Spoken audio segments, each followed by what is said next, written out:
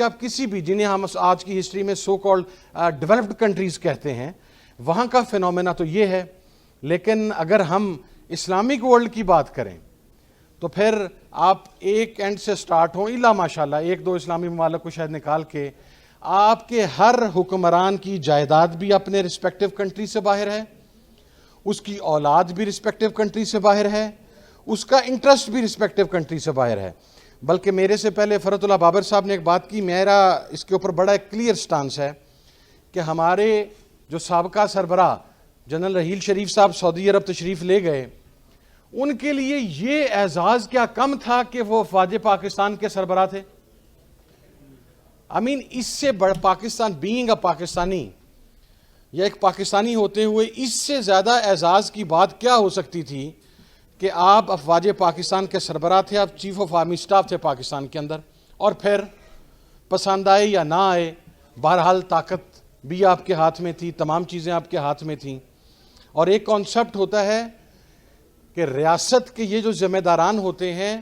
یہ اپنی کیپیسٹی کے اندر بھی ایک رسک ہوتے ہیں,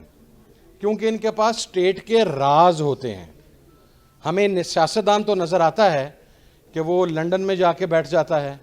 یا وہ برٹن میں وہ یورپ میں جا کے بیٹھ جاتا ہے, لیکن ہمیں پاکستان کا وہ سابقہ چیف جسٹس نظر نہیں آتا جو اپنی چیف جسٹس کے عہدے سے اترتے اپنی پوری فیملی کو لے کے امریکہ میں سیٹل ہو جاتا ہے. ہمیں پاکستان کا وہ جرنل نظر نہیں آتا جس کی زندگی میں ہی اس کی پوری فیملی وہاں پر سیٹل ہو چکی ہوتی ہے. ہماری ٹاپ سیکرٹ جسے ہم پریمیئر سیکیورٹی ایجنسی کہتے ہیں, اگر اس کے سربراہان یو اے ای کے یا کسی اور ملک کے پے رول کے اوپر بیٹھے ہوں گے تو پھر کیا آپ یہ امید نہیں کر سکتے کہ ہماری ریاست کے راز دوسروں کے ہاتھ میں جا سکتے ہیں؟ ہماری ریاست, اور یہ پوری دنیا کے اندر آپ جا کر دیکھ لیں, کم از کم میرے نالج میں نہیں ہے کہ جو کسی بھی ملک کی افواج ہیں, جو کسی بھی ملک کی پریمیئر ایجنسی ہیں, سیکرٹ ایجنسیز ہیں, جو کسی بھی ملک کے سربراہان مملکت ہیں, انہیں ظاہری طور پر نہیں لیکن انہیں پریکٹیکلی فورسفلی اس ملک کے اندر رہنے پر مجبور کیا جاتا ہے کہ اگر آپ اس ملک میں رہتے ہوئے اس ملک کے صدر بنے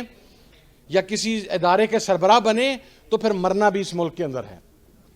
لیکن ہمارے ہاں ایک عجیب روایت ہے کہ ہم اٹھتے ہیں اور پھر ہم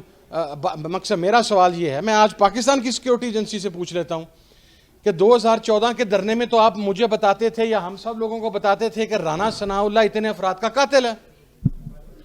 آپ ہمیں یہ ایویڈنسز دیتے تھے کہ یہ شہباز شریف کے آرڈرز کے اوپر یہ قتل عام ہوا ماڈل ٹاؤن کے اندر. ہمیں یہ بتلایا جاتا تھا کہ داتا صاحب کے بم دھماکے کے اندر یا مختلف شرائنز کے اوپر جو بینڈ آؤٹ لیٹس کا جو ان کا ان ایگزیکٹ سینس یا ان لٹرل سینس جو ان کا پروموٹر ہے وہ رانا ثناء اللہ ہے. تو آج کیا صورتحال بنی کہ جن لوگوں کو آپ ہمیں یہ بھی بتاتے تھے کہ بلوچستان کے کون سے لوگ کوئٹہ میں ہونے والے بم دھماکے کے اندر افغانستان کی انٹیلیجنس ایجنسی کے ساتھ ملے ہوئے ہیں, آپ ہمیں ڈاکومنٹس دیتے تھے, آپ ہمارے سامنے ڈاکومنٹری ایویڈنسز رکھتے تھے کہ یہ میاں نواز شریف صاحب کا وہ فارم ہے, میرے پاس ابھی بھی موجود ہے ریئل شیپ میں. اور کمال دیکھیے کہ میرے والد جب مسلم لیگ کے ساتھ تھے اور ہم مشرف صاحب کے خلاف تھے, تو جب وہ سعودی عرب میں میاں صاحب کو ملنے کے لیے گئے تو حرم شریف میں بیٹھے ہوئے ابا نے یہ پوچھا کہ میاں صاحب پاکستان میں بات ہو رہی ہے کہ آپ کا کوئی ایگریمنٹ سائن ہو گیا ہے. تو وہ کہنے لگے کہ صاحب میں گواہ ہوں اس چیز کا اور میں قرآن کے اوپر اس چیز کی قسم دے سکتا ہوں. کہ وہ کہنے لگے صاحب جھوٹ بولا جا رہا ہے, میں حرم شریف کے اندر بیٹھا ہوں, یہ میرے سامنے خانہ کعبہ ہے, میرا کوئی ایگریمنٹ سائن نہیں ہوا. اور اب میرے پاس وہ ایکچوئل ایگریمنٹ ہے جس کا فائل نمبر بھی موجود ہے جو ریکارڈ کے اندر جا کے چیک کیا جا سکتا ہے. تو پھر میرا پاکستان کے ذمہ داران سے یا ہم سب کا یہ سوال نہیں بنتا کہ جن لشکروں کے خلاف, جن کالعدم جماعتوں کے خلاف, جن طالبان نواز لوگوں کے خلاف, جن ریاست دشمن عناصر کے خلاف آپ ہمیں بتاتے رہے کہ یہ پاکستان کے غدار ہیں, یہ پاکستان آ گیا تو یہ جناب مودی کا جو ایجنڈا ہے وہ پاکستان کے اندر لے کے آئیں گے, تو آج جب وہ یہاں پر آ گئے ہیں تو آپ انہیں سیلوٹ پھر کس منہ سے کر رہے ہیں؟ پھر اس کا مقصد یہ ہے کہ پاکستان کے اندر غیر ملکی طاقتوں کا ایجنٹ بن کر یا سامراج کا ایجنٹ بن کر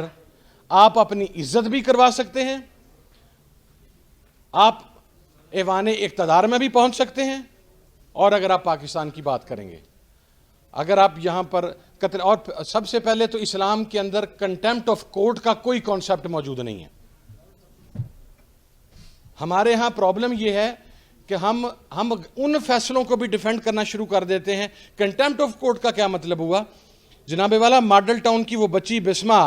آپ کی عدالتوں کے باہر رات ساری رات بیٹھی رہتی ہے، تو رات 12 بجے اس کی عدالت تو نہیں کھلتی.